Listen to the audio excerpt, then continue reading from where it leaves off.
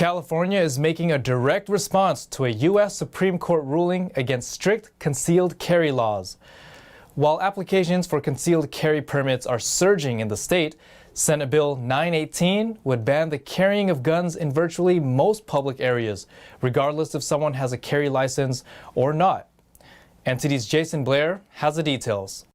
In late June, the U.S. Supreme Court struck down New York's gun law that required people to have a special need or cause in order to get a concealed carry permit for a handgun.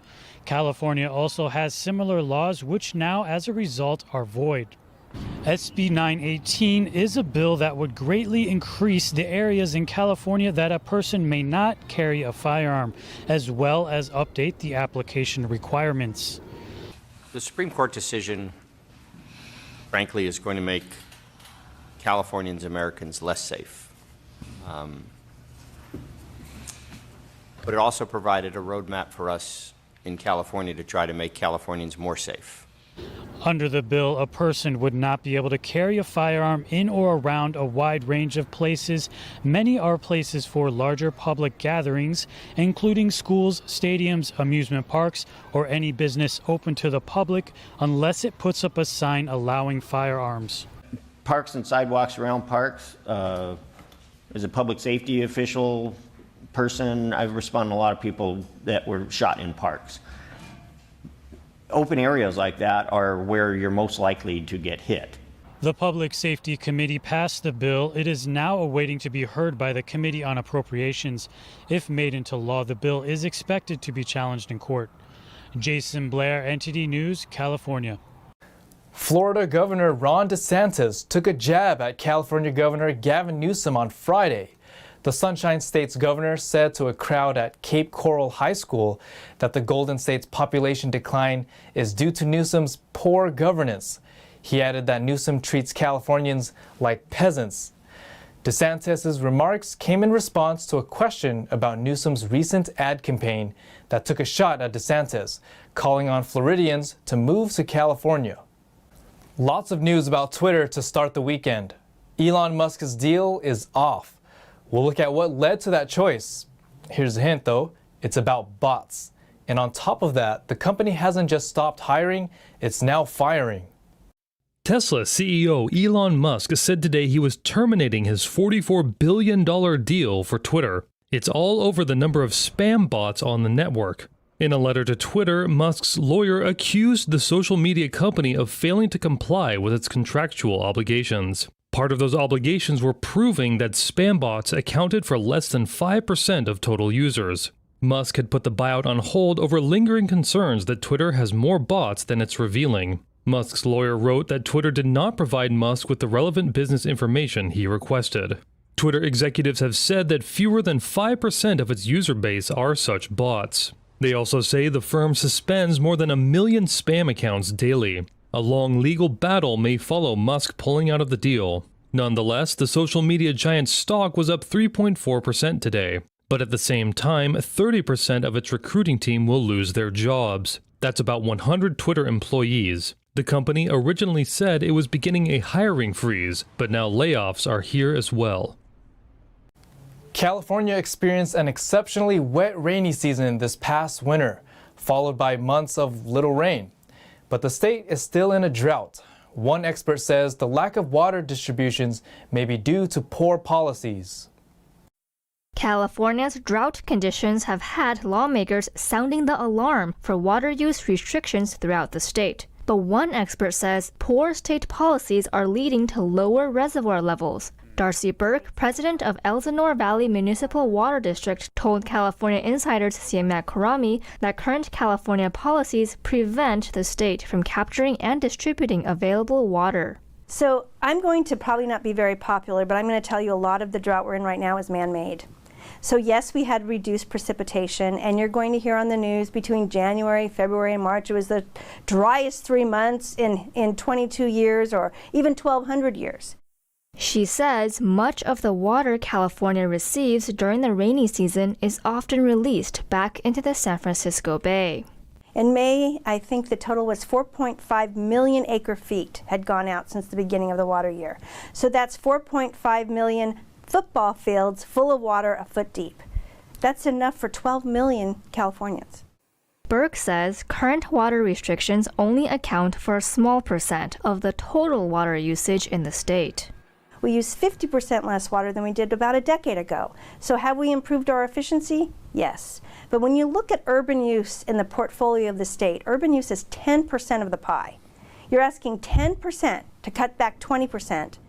In recent months, state officials and local water districts have implemented a number of measures to reduce water use. For example, the Las Virgenes Municipal Water District in Calabasas, north of Los Angeles, installed flow restrictors in the main water supply lines. These reduce water flow to people's homes.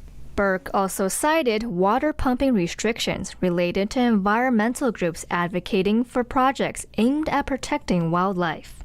They see a way to stop a project for whatever reason and then sue if that project were to move forward. And then the money that lawsuit usually renders never ever goes back to mitigating for that project, whether it be a mountain lion or a fish species, it goes back to that organization. She cited the Delta smelt, a small fish, as an example.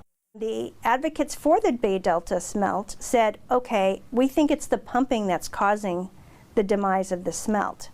So in order to save the smelt, that particular court order reduces the amount of time the pumps through the state project and the Central Valley project can be on and move water.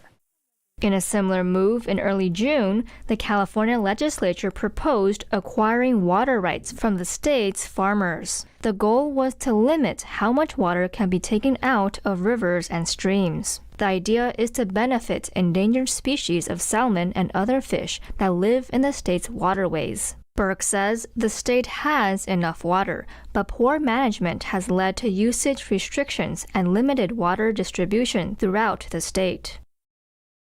To watch the full program, find California Insider on YouTube or Epic TV on the Epic Times website. Governor Gavin Newsom announced on Thursday that the state will begin producing its own insulin. $100 million of the state's budget will go into making the drug more affordable. Newsom cited that patients can pay up to $500 per month for the drug. Research from the Mayo Clinic found that over a 20-year period, the same vial of insulin went from $21 to $332. Patients with diabetes use insulin to regulate blood sugar levels. Officials say part of Yosemite National Park has been closed as a wildfire rages near a grove of California's famed giant sequoia trees. The fire quintupled in size from Thursday night to Friday and forced park officials to close Mariposa Grove. It has the largest sequoia grove in Yosemite and features more than 500 mature giant sequoias. The rest of the park is open. Firefighters are trying to contain the blaze from both the ground and the air. Although sequoias are threatened by the flames, there have been no reports of severe damage to them. Some park visitors had to be evacuated Thursday. With a flash of color and a gentle flutter of wing, NTD's Jackie Rios learned more about what butterflies need to live life to the fullest. At the same time, there's plenty of beauty for guests to enjoy at a recently reopened pavilion in Los Angeles. Mosquitoes and bees, ants and beetles. Most people do not care for insects. But did you know that butterflies are in fact part of the insect family, and we all love butterflies? So today we took a visit to the butterfly exhibit at the Natural History Museum here in Los Angeles. Well, we provide everything that the butterfly could possibly want here. We give them different types of food sources, different plants, fruit, and they get to engage with other butterflies as they fly around. And in exchange, visitors get to come in and learn about the importance of butterflies and of insects in general. They get to see all sorts of behaviors that are happening inside the pavilion.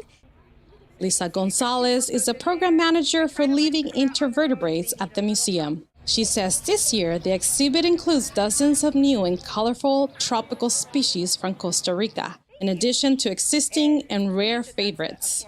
There are two species that are by the coast here in Los Angeles that are incredibly rare, the Palos Verdes blue and the El Segundo blue, and so those are very critically endangered. Unfortunately, other butterflies that are incredibly rare. Gonzalez says guests come to admire the butterflies for their distinctive and colorful patterns. But for the butterflies, the flittering flashes of color are important to their survival. We see butterflies, we see their colors, we see their beauty, but we don't always realize what those colors and those patterns are communicating to other animals. Even before taking to the skies, the little creatures have ways of tricking predators. One example is the giant swallowtail caterpillar. So whenever you see an animal that's brightly colored, like a yellow or an orange or a red, that animal possibly contains some kind of toxin in their body, and that is what it's communicating to other animals. It's saying, don't eat me, I could make you very sick. There's another little trick that they could do to try to protect themselves, which is eject that like horn-like structure, give off a bad smell. Gonzalez also listed 2 species that are native to Los Angeles, which the museum is working to protect. So specifically in Los Angeles, there's the El Segundo blue butterfly and the Palos Verdes blue butterfly, and both of them are critically endangered. So there are ways to help by helping with rehabilitation of habitat or providing their host plants, which is actually really the best way that people can help butterflies. For those looking for ways to help the butterfly population, Gonzalez reminds people that the best way to help nature is with natural solutions. So the best way to protect any animal, but specifically butterflies, is to provide the right resources for them. And so with butterflies, a lot of times their caterpillar, their larval stage, needs a specific host plant. So my biggest recommendation is to plant native plants native to that area. And you have to remember that you're feeding both the caterpillar and the adult. So you want to find host plants for the caterpillars, and then you provide the flowers for the adults that are feeding on nectar. The butterfly exhibit runs through September. Jackie Rios, NTD News, Los Angeles.